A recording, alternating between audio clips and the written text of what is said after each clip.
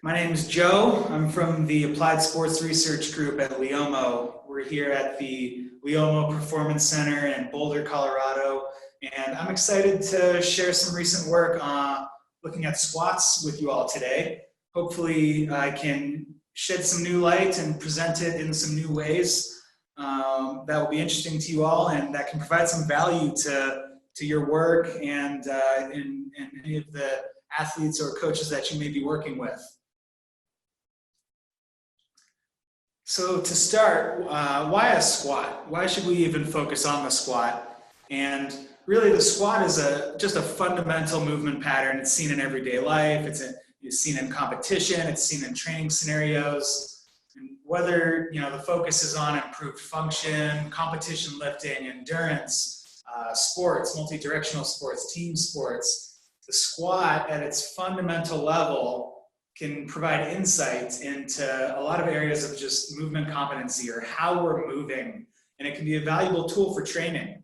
So the focus of today's topic specifically will be assessing the squat movement pattern in the sagittal plane with endurance athletes.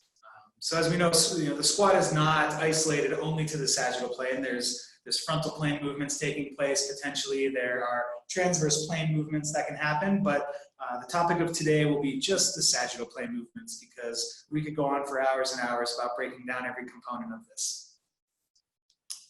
Some of the goals for today, we'll talk about what are the goals of the squat? What are we actually trying to accomplish?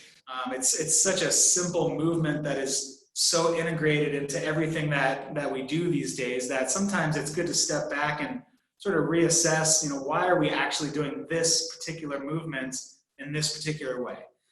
Then we'll move on to sort of assessing some of these sagittal plane movements, as well as integrating external cues and then gauging improvements. And luckily, we have this nifty tool of live video sync to be able to take us through each step of this process. Our subjects for today, we have two endurance athletes, fortunately, to be our subjects for this discussion today. Our first is a cyclist named James. He's an elite enduro cycling athlete, and the other is a marathoner, which may be familiar to some of you. His name's Wilson, and he is a previous world record holder in the marathon. So we'll take a look at how each of them are moving throughout the squat movement today. A little bit of background on myself. I'm a sports scientist and coach at Leomo in Boulder, Colorado, and I like to provide a full spectrum performance approach for athletes. That means integrating biomechanics, physiology, strength and conditioning, sports psychology, sports science and tech, as well as nutrition, and really trying to explore the corners and leave no stone unturned. So our tools of the trade, what we're going to be using today for a lot of these analytics is an IMU, and this is an inertial measurement unit. This is the fundamental components of our Leomo sensor technology and of all of our analytics platforms. So the inertial measurement unit, these little sensors here are wearable. We have 5 of them that we can place on various parts of the body to gather motion information about that specific body part. The nice thing about it is having 5 of them allows us to create dynamic analysis, looking at not just one isolated part of the body and how it's moving, but comparing how multiple components of the body are moving in synchronization with one another and what the relationships are for those different types of movements. Just a little quick background on how the IMU works. We are looking at an accelerometer within each of these sensors, and that's triaxial, which means it has a y-axis, an x-axis, and a z-axis. And we also have a gyrometer within each of these, and that's going to measure rotation along the same y, x, and z axes. So the real key takeaway here is that accelerometers and gyrometers in these sensors are going to be relative to the sensor's position. And the way that the sensor is oriented on the body will dictate, which of these components we're going to want to look at. Another newer addition to the sensors, or maybe a topic that hasn't been explored much in our previous webinars, is the feature of H angle. And H angle is, stands for horizontal angle, and this is an output that allows us to view the relative angle of the sensor in space relative to gravity. And these are just three different ways that we can view it within LVS. There's H angle F, H angle YF, and we can see here that they just produce, the way that they display the angle can vary a little bit. So this gives us some opportunity to decide how we want to view those angles, whether it's within a 90-degree quadrant, a positive, negative 180 degrees, or just a universal 180 degrees. All right, so what is the goal of the squat? That's an overlooked question that we should probably start by addressing. For me, the goal of the squat is to create force to move your center of mass vertically. It's a vertical movement where we are trying to generate vertical force. And there's a lot of variability among athletes and body types and limb segments and how long their legs are and how long their tibia and their femur is. And with all of these various movements, capacities, we might encounter some different limitations and barriers, and those can compromise this perfect sort of vertical displacement that we want to be seeing in the squats. The problem with that is when our hips, which are the primary mover of our center of mass in this movement, when they shift out from underneath that center of mass, it's going to create a lever, and that's an unfavorable situation because then we have to generate additional force to correct or account for that. And so in an ideal world, we're moving that center of mass perfectly vertically, and we're keeping the driver of that center of mass directly underneath the weight that we want to be moving. So in order to optimize our squatting effectiveness, we want to try to do everything we can to ensure that an athlete is able to move their center of mass vertically and that they're able to keep their hips in the best position to minimize the total force needed and maximize the vertical force. So here's a quick look at the squat movements. This is an LVS display, live video sync, and yeah, these are some of the various outputs of the sensors that we just talked about. Here's the gyro X axis, here's the H angle on the tibia, here's the torso or thoracic H angle as they move through this down and up movement. We're going to be focusing on just a few particular outputs today. We're not going to overload too much on looking at all of these, just a few key aspects that we'll focus on. So the first characteristic that I want to talk about is the squat depth. And the squat depth is ultimately important in determining which muscle groups are going to be targeted. And so for this analysis today, to keep things really simple, when we have a knee angle that's greater than 90 degrees, we're mostly targeting the knee extensors. And we get a knee angle that's smaller than 90 degrees, we're mostly targeting the hip extensors. And that makes sense. If we do a partial squat where we're staying much greater than 90 degrees, we're loading the anterior chain. And when we get down below 90 degrees into that deep squat range, we're placing a much greater stretch on the hip extensors. In both cycling and running, knee extension and hip extension are primary components of the movements. We have to be able to extend the knee with force and be able to drive the foot into the ground or into the pedal crank with equal force. And so knee extension and hip extension comprise those movements. So it makes sense that we need to target both of these actions when we're in a gym training scenario. So let's just start to take a look at the LVS data and build a little bit of a case here for how we're going to analyze this squat. So we have our athlete James, our cyclist, performing a bodyweight squat here in the picture. And what we're looking at on the LVS screen is the gyro X axis on his pelvis. And so this wave pattern here, what we're looking at is the angular velocity of his pelvis in the sagittal plane, moving forward and backward. And at first, yeah, it might just kind of seem like lines and squiggles, but if we start to look at it with the video, we notice some really important trends. If we're looking at these data markers here, we'll notice that the red line in the display right here lines up with the second zero cross of the gyro X data for that rep. So right here is our zero line. And if this is the start of the rep, we see it comes up. This will be the first zero cross, and this will be the second zero cross. This second zero cross generally lines up with the amortization phase of the squat, or the bottom of the squat movement. And so anytime that we want to see what's happening and what behaviors or angles we're seeing from various body components at the bottom of the squat, we can just take a look for this second gyro X zero cross, and then we're always going to know that we're at the right place. If we move it back to that first zero cross, this typically lines up with about a 90-degree knee angle or close to the thighs being parallel to the ground. So that provides another timestamp. At this point now, we can use this gyro X to signify when we are at various points in the squat and be able to compare characteristics of other parts of the body at these various time points. The two largest of interest today will be this sort of parallel to the ground, 90-degree knee angle, and the bottom of the squat. We're going to be looking at some characteristics there and seeing how everything lines up. So the next thing we're going to look at, knowing that, something I want to just introduce is the torso versus tibial angle. Right, now that we have a way to view the squat depth with some time stamps, the next thing I want to see is how well an athlete is able to keep their hips under the center of mass for the full range of motion.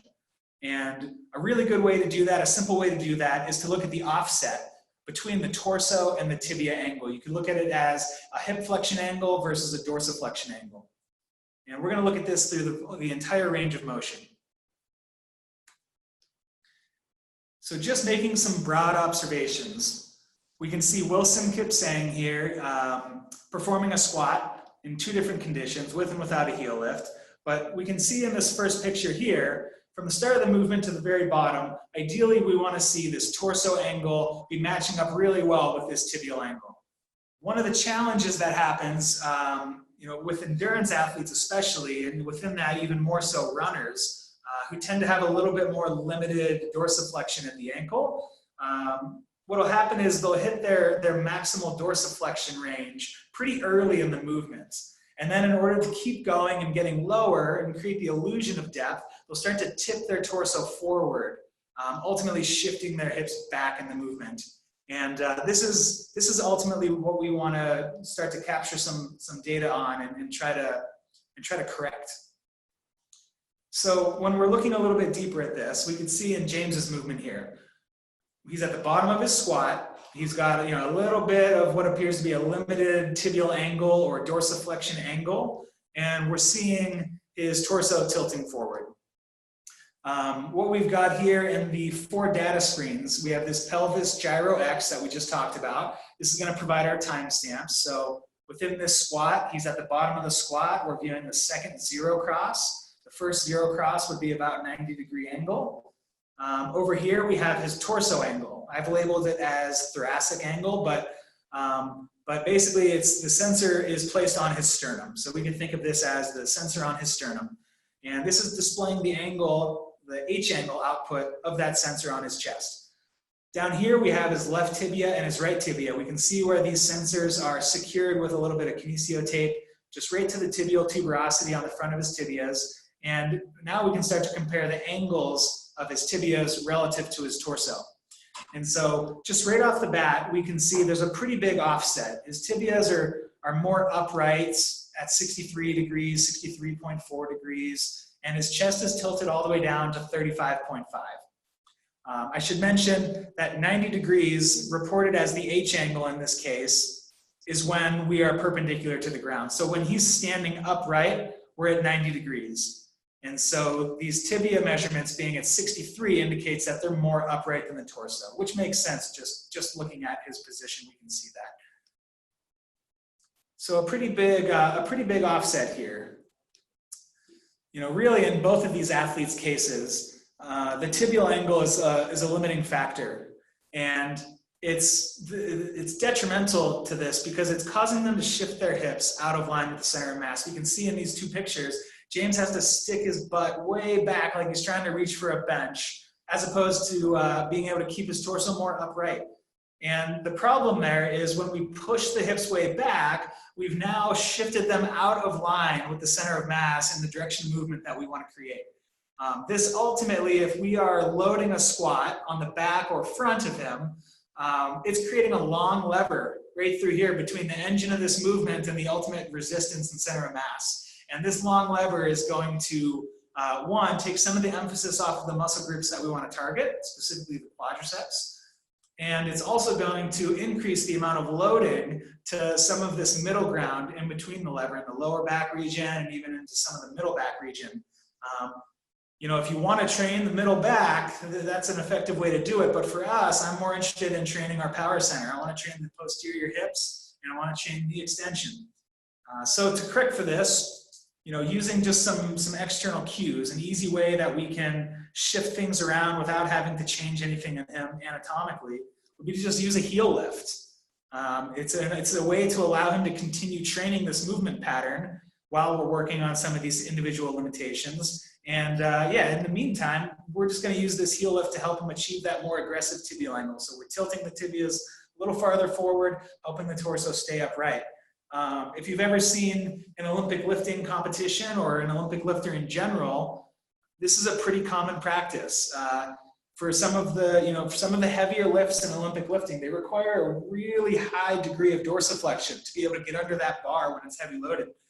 And one thing they'll do is in the shoes that they wear, we'll see the heel elevated up to an inch high is what I've seen. And that just sort of helps them create this increased range of motion to stay more upright as they're getting under the bar. So we're going to employ the same practice. So when we're looking at this same position of James in the heel lift, with the heel lift condition, now we're looking at pelvis gyro X, these same outputs here. We've got the torso angle, we've got the tibia angles down here. We're looking at the second zero cross of this gyro X, so we know he's at the bottom of his squat. And just visually, I can already see, okay, you know, I don't need numbers to tell me that he's already more upright and his hips are staying closer to that center of mass. That's great.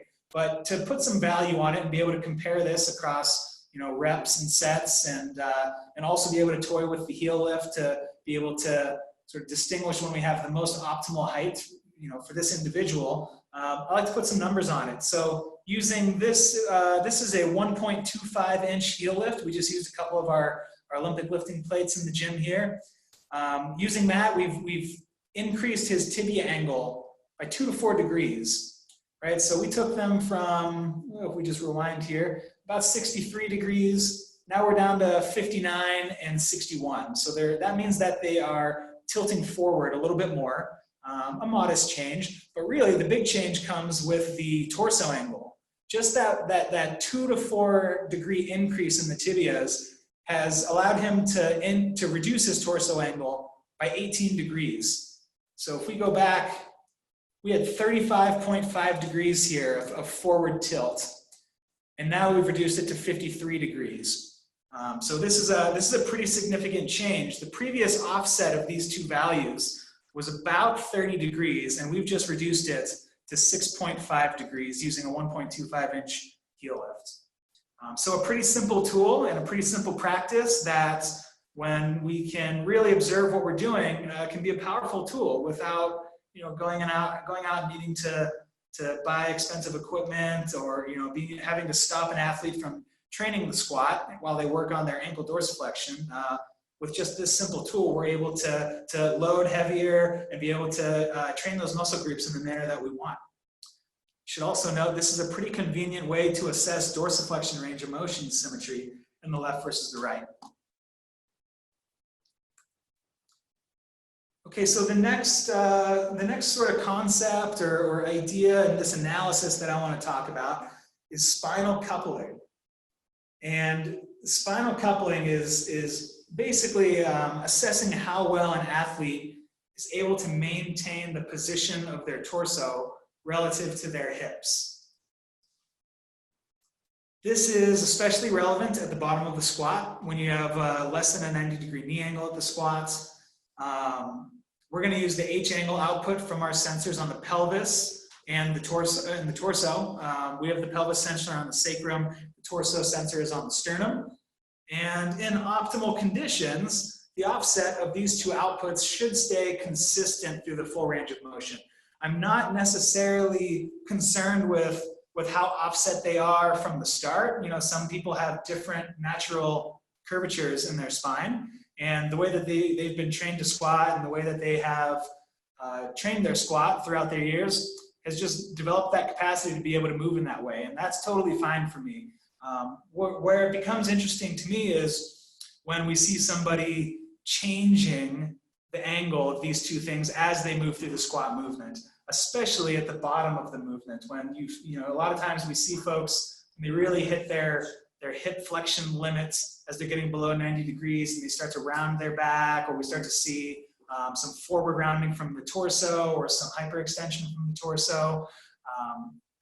To me, that we're just changing lever lengths, and from a force generation perspective, we're changing the length of various moment arms and ultimately increasing the total torque we have to generate to be able to correct for those movements as we are moving up in the squat. So let's start to dive into this a little bit and sort of explore how we can look at this with a real athlete. So here we're back to James, and we see now with our pelvis gyro X output here, we're at the first zero cross of that gyro X line. That means we're at about parallel to the ground, close to a 90-degree knee angle. And we're going to look at this pelvis H angle and this torso or thoracic H angle here as well. So we've got the pelvis sensor on the sacrum, the torso sensor on the sternum, and we're going to look at the relative angles of these two sensors and how well we're able to move through this motion and maintain them. So about halfway down in the squat, we can see these two angles are lining up at about 41.5 and 41.8. That's pretty good. Those are pretty symmetrical. But ultimately, if they were offset by a little bit, I wouldn't be concerned. I would just want to see the offset stay constant as we move through the bottom of the squat. So right now, pretty good coupling of these two. Let's see how they do when we get to that bottom phase. And this is where we start to see some interesting details arise.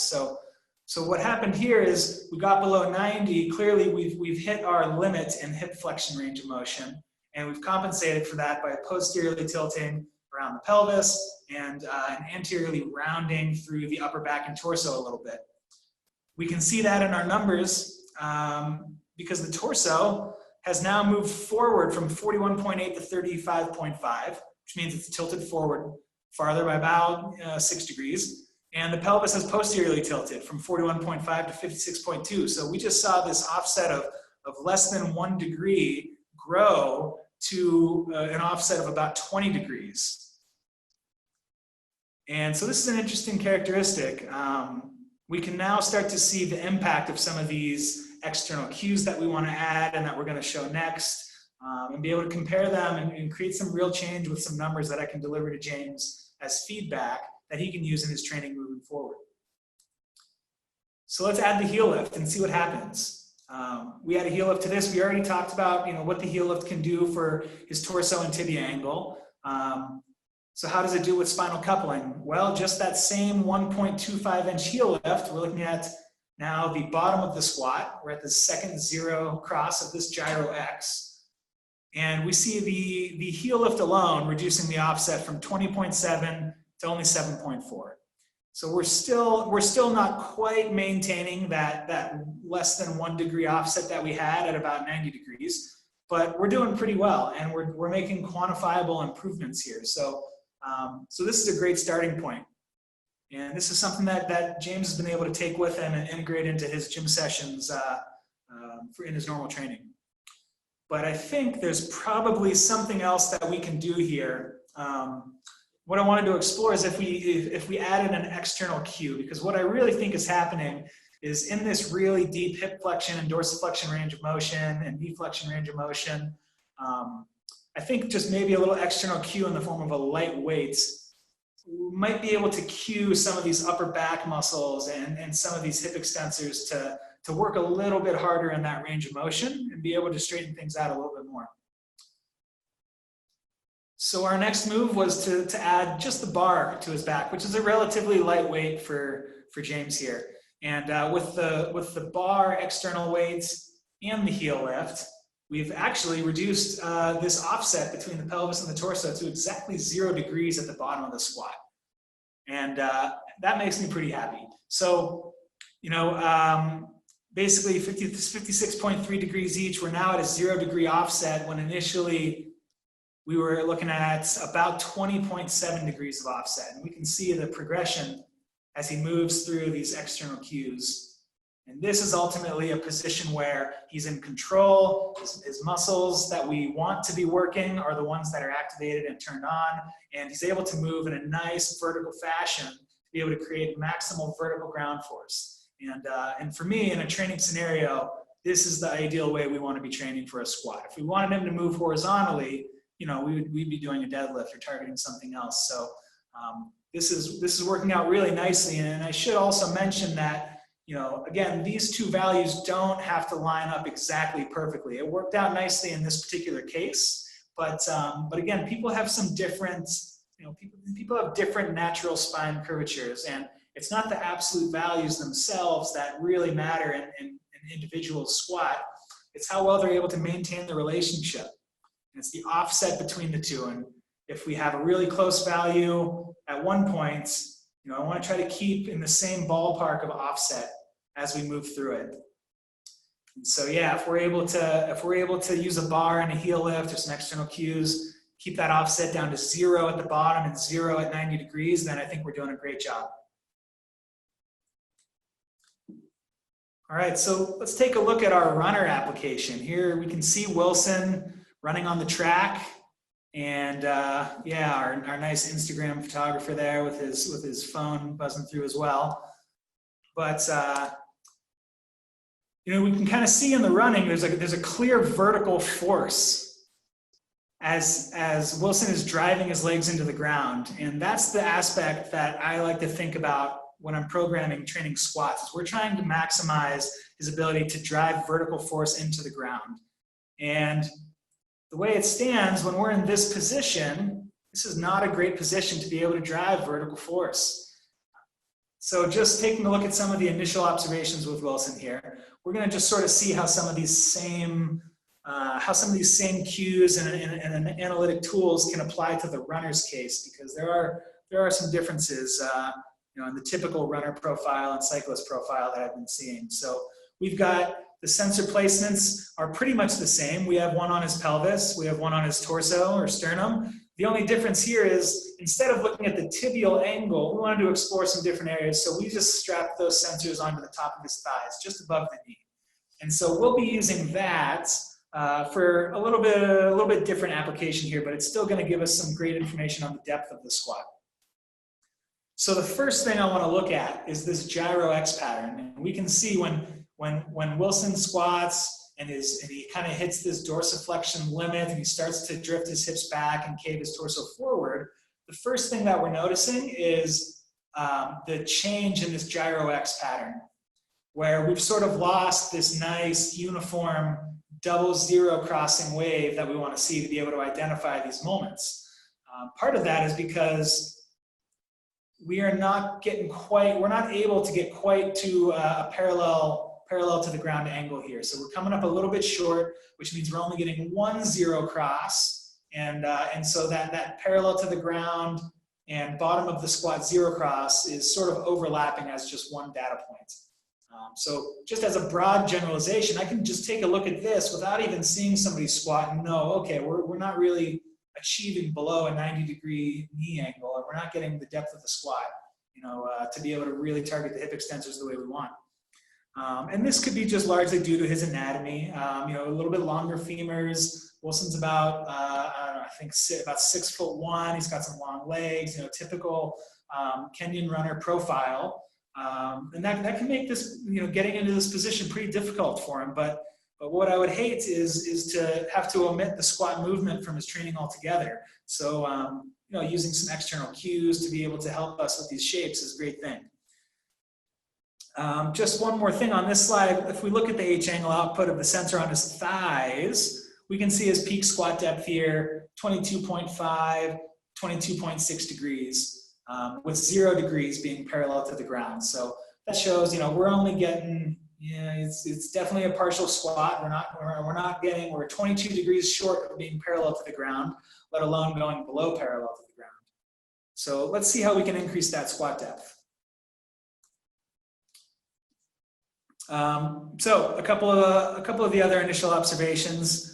We see the total angular range of his torso, because we can't really do the torso versus tibial angle here because we've moved the tibia sensor to the top of his thighs. And so another way to look at this sort of torso versus tibial angle, or gather the same information from it, is just look at what's the total range of motion that his torso is going through. And from a standing position, he's resting at at about 89.6 degrees or something like that in that vertical standing position. And when he moves down into the squat, we're seeing him get to about a 45.4 degree angle for his torso, right? And so that's an angular range for him of about 43.9 degrees total range of motion. And for a movement where we want to keep the torso mostly upright, that's kind of a lot of movement. We may want to try to start reducing this. Just as a reference, in James's case, once we applied some of these external cues, we were able to minimize his total torso angular range to just 33.7 degrees. So we've got about 10.2 degrees of range of motion that we can try to reduce here.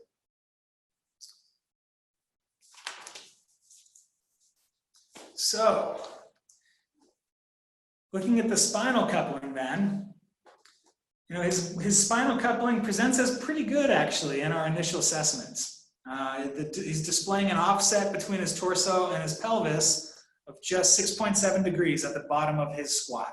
And again, we remember that it's not the absolute values of the pelvis or torso angles that we are particularly interested in. It's just that we want to see how well we're able to line these up and how well we're able to maintain them through the range of motion. So ultimately, we want these two angular waves to sort of match up as well as possible throughout the entire range of movement.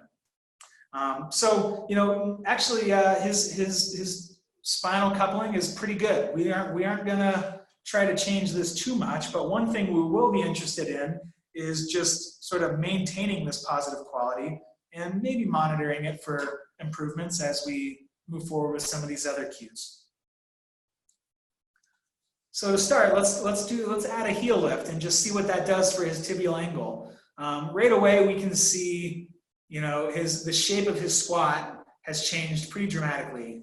Torso is much more upright. He's clearly getting deeper into the knee flexion, and his tibias are tilted a little bit farther forward. If we go back to his base squat versus this one, yeah, just visually we can see this offset of the torso and the tibia here improving dramatically. So we're getting much more upright, which is nice to see. So this is a 1.25 inch heel lift as we used in James's case. If we take a look at some of these metrics that we were looking to track and improve, the squat of the depth of his squat has improved from 23 degrees all the way down to 3 degrees. That's a 20 degree increase in the range of motion for his femur. So that's a great improvement in just the total range of motion for his squat and his knee flexion range. When we look at the total angular range of his torso, we see it moving from 43.9, like we just talked about, down to 34.2. So we've ultimately decreased the range of motion that his chest is having to tilt forward to be able to get to this depth. That's great for me. And in the spinal coupling, we talked about how that was already pretty good. Not a big concern for me, definitely not sounding any alarms, but worth noting that the heel lift improved that offset from an already pretty good value of 6 degrees to even better at offset by only 0.5 to 1 degrees. So that's not a big concern, but it's definitely nice to see that that's also improving.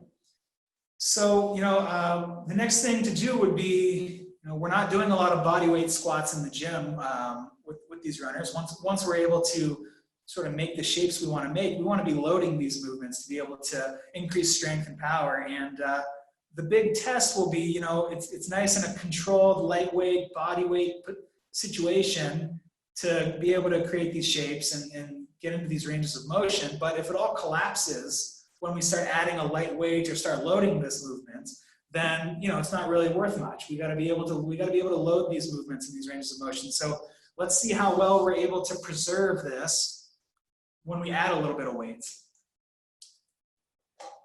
So here's our preserved motion with loading, right? Can we load this movement pattern and preserve these modifications and movement qualities? And so all we had Wilson do is hold a light kettlebell. It's about a 10 kilogram kettlebell. He's holding it at his chest.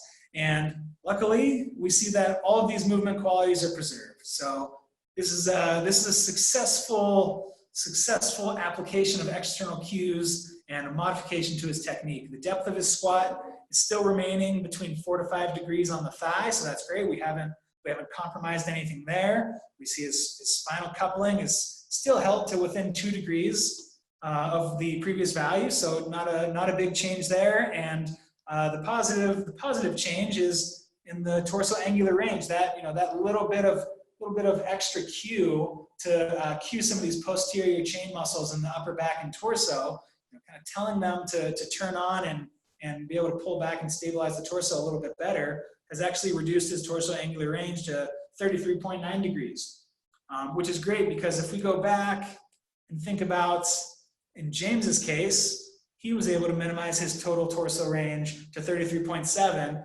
and if we can get to 33.9, I'm pretty happy with that. So basically, we've been able to create the shapes that we want to create. We're targeting the right muscle groups, and we've got the right synergy happening between the different parts of the body and the upper and lower body. We're making sure that we're moving the center of mass in a vertical direction. We're generating vertical force. We're reducing the loading on areas of the body that we don't want to be targeting. We're isolating the hips as the driver of this movement, and we're also training knee extension. So we've been able to make those shapes and then also be able to start loading these movements now, so that we're accomplishing the goals of training without undue stress and without thinking that we are maybe targeting one thing and actually targeting another without knowing it. So I was pretty happy with the success of the external cues, and with these values now documented for us, we can easily track deviations from this optimal movement. And we can understand when our training load exceeds our functional capacity to be able to perform these movements effectively. So when we're training now, we've got this documentation of some typical angular ranges for these two athletes, typical depth of the squat for these two athletes, and some of the things like spinal coupling, relationships of the body. And after training, if there's fatigue, if we start to hit a max strength phase, and we're really shooting to overload some of these movements, we'll be able to start to track when we are deviating, beyond a comfortable level from some of these values. If we throw 100 kilograms on Wilson's back here, and I start to see his spinal coupling shoot through the roof, then I know, okay, well, we've overloaded quite a bit here. Maybe we don't have the components of our trunk strong enough yet to be able to handle this load, and we need to back things off a little bit. So it's nice, from a longitudinal standpoint for training, to be able to track sort of training load, response to training load, and have some metrics and numbers to go by to know that we're hitting the targets that we want to hit. If anybody has additional questions, I'm happy to chat more on some of our social media channels, and I'd also invite further discussion if you want to send an email to support@leomo.io. I'll be able to converse with you further there and discuss some potential applications for some of this technology and some of these metrics, and how you might be able to integrate it with some of your athletes. So thanks again for watching. I appreciate your time, and I hope to catch you all next time. Thank you.